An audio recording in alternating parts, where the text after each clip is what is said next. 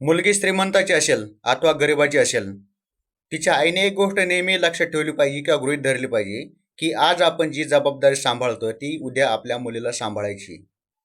भविष्यात तिचं लग्न होणार आहे, ती कोणाची तरी पत्नी होणार आहे, कोणाची तरी आई होणार आहे, मुलं होणार आहेत तिला. तिला मुलांचं पालनपोषण करायचं आहे, त्यांना लहानचं मोठं करायचं आहे, त्यांचं शिक्षण करायचं आहे, त्यांना घडवायचं आहे, घराची जबाबदारी सांभाळायची.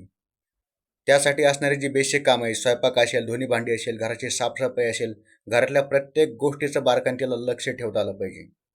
आणि त्यासाठी त्याला लहानपणापासूनच घडवावं लागेल. ती आईच्या हाताखालीच घडवू शकते, आईच्या हाताखाली सर्व काही शिकू शकते. त्यामुळं आईची ही जबाबदारी आहे की आपल्या मुलीला घडवणं, भविष्यात तिला जबाबदाऱ्या सांभाळण्यासाठी ती सक्षम झाली पाहिजे, मजबूत झाली पाहिजे.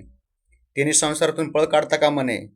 तिने जर संसारातून पळ काढला, त्या घरातून पळ काढला, तर सगळ्यात जास्त तुमची हार आहे.